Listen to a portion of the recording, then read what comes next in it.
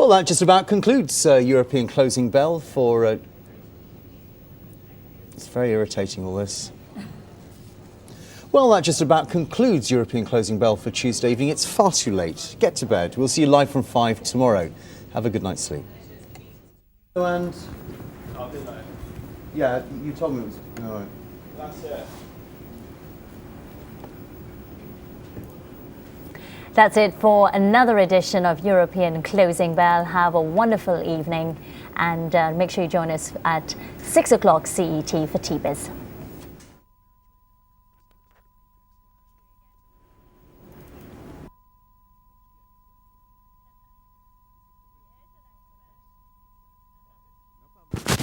And if you feel you want to end somebody else's something that you disagree with, just keep enter the jump. very, very informal. 6, 5. You're starting off. I'm starting. Good afternoon, or good evening rather. It is 4 minutes past 6 on Thursday evening. You're watching European Closing Bell. I'm Simon Hobbs. Thank you for switching us. I'm Kavita Maharaj. Nice to have you with us. These are the headlines. Learning what price European business must pay for keeping Volkswagen German. European ministers agree to endorse weakened takeover rules. Europe marks time as Wall Street eats turkey. A few pictures of turkey. America's Thanksgiving holiday leaves our markets fairly directionless, though we are up about 1/3 of 1% overall.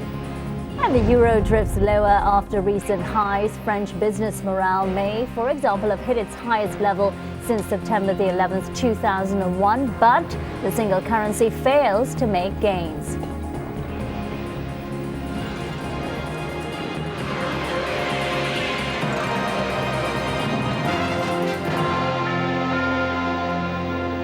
Thursday the 27th, already sitting with us here in the studio, and he will be here for the next hour, is Bob Parker, Deputy Chairman of Credit Suisse Asset Management. The email address for any questions you want to ask Bob is closing@cnbceurope.com. Okay, some 100,000 financial services jobs will move out of the UK in the next 5 years. Find out why when we speak to the CEO of British management consultancy Troika.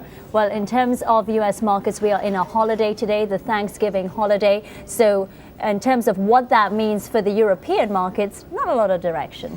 Well, yeah, we drifted higher, basically. Some markets have more volume than you might have thought. For example, the French today, there's a number of key stories, Alstom trading after the rights issue. That was also true of Ahold fell in the Netherlands. €3 billion capital increase there, of course. So in general, around Europe, we managed to make some reasonable old gains. Technology, telecoms were higher. Some of your cyclical stocks also joined them in positive territory. London itself was down. There is concern still about consumer spending in the United Kingdom. How strong is the political momentum here, Brandon? Is there a possibility that the constitution, ill-conceived by many in many areas, and from the European Central Bank to what the individual governments are saying, there is obviously an issue at every turn. Is there sufficient momentum to push this through as a bad law, if you like, as far as so many is concerned, simply to hit the deadlines of calling it the Treaty of Rome, getting it in by May of next year so that we can bolt on these 10 extra members? Well, there's a couple of things to keep in mind. One is that this deadline for December is not an absolute deadline. Well, let's get an update then from the German market. Floor trading, of course, still underway. Sylvia Waldfer is at the Frankfurt Stock Exchange. Sylvia? Well, I won't start with saying nothing has changed. Obviously, we're still kind of in action, but inaction in two words could turn into inaction, pardon the pun. Certainly, we're kind of winding down for the day as usual. We haven't seen that much happening in terms of actual volumes. That wasn't surprising, but considering that the States weren't there, we haven't had such a bad day of it. All right, thanks very much, Sylvia Waldfer there at the Frankfurt Stock Exchange. And still to come, France's budget minister thinks that the unraveling of the EU Stability and Growth Pact could emerge stronger after this week's events. Oxford Analytica takes a closer look at the impact of the deal. Let's go straight to Brussels, in fact. Not Oxford Can I just Analytica. explain? This is a news conference has just started. I'm sorry for the hiatus there. We were not warned that this was coming through. We have this is a news conference on the new takeover directive. Under pressure from the Germans, it looks like the original constitution or the Commission's recommendations are being watered down. Let's hear what's being said live at the heart of the union. On this issue, we have actually gone a long way in reverse gear since the Council endorsed the previous Takeovers Directive in June 2001. I'll make copies.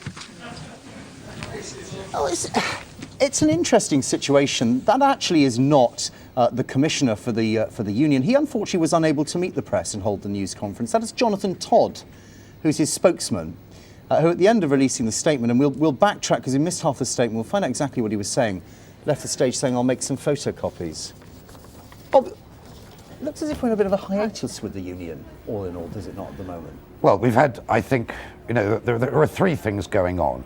Number one, there is the political debate about the Stability Pact. Two, there is the debate about the European Constitution. Sure. Three, there is now the debate about takeover rules. Well, we're going to take a little bit of a break. Still to come, as we promised, Oxford Analytica, France's budget minister, thinks that the unravelling of that Stability Pact could emerge stronger after this week's events. We'll head to Oxford Analytica and find out after the break. Stay with us, everybody. We'll be right back.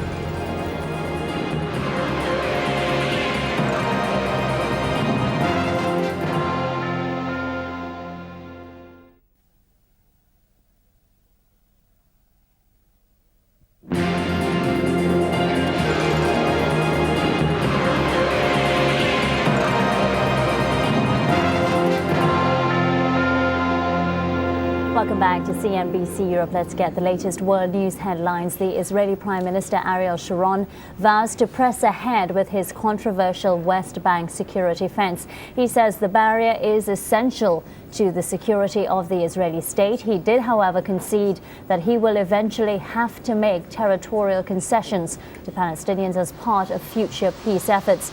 Earlier, a top official said Israel is about to back some new West Bank settlements, a move which violates the US-backed peace plan. Washington yesterday said it was cutting its loan guarantee package to Israel in response to its settlement activity.